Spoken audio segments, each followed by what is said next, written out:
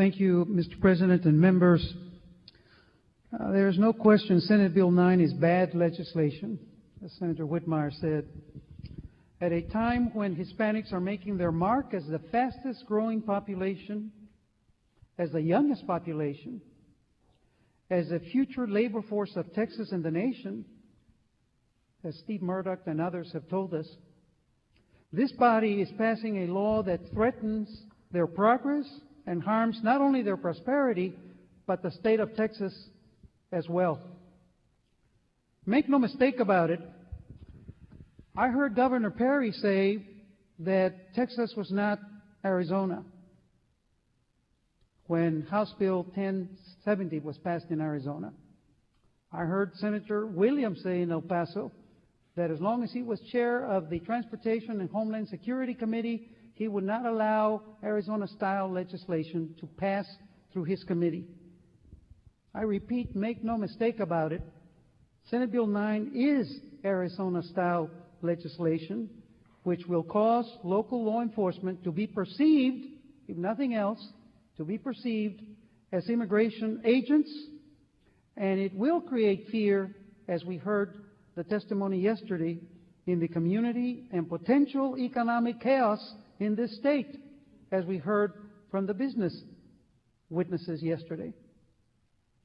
Yesterday we heard overwhelming opposition to this legislation from law enforcement, from the religious community, from cities, from counties, from elected officials, from advocates, and from ordinary citizens. This legislation, members, will have unintended consequences. Communities will become less safe and more insecure, according to our experts, the law enforcement officers. Crime will increase as trust is broken between immigrants and law enforcement.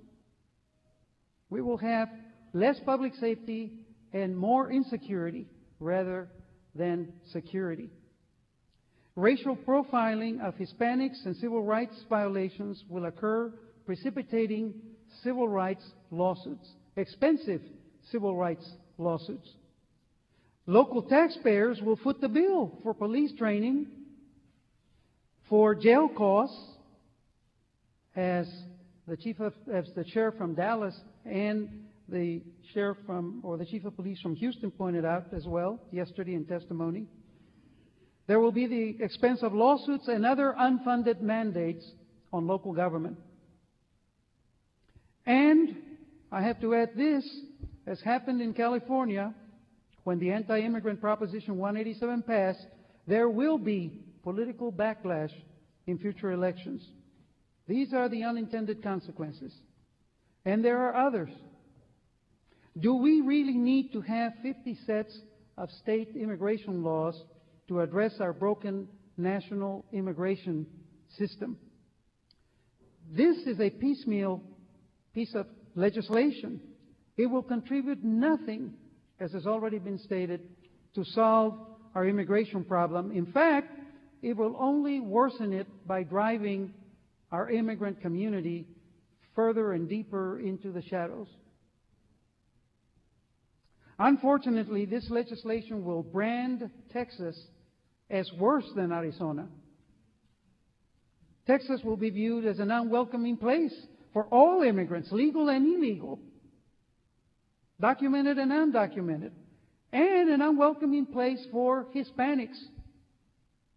At a time when the Hispanics are recognized, as I said earlier, as a future labor force for maintaining the state and nation's competitiveness in the world economy. Members, let's make no mistake, like Arizona. Let's build Texas's legacy as a state for opportunity for everyone. Let's vote against Senate Bill 9. Thank you.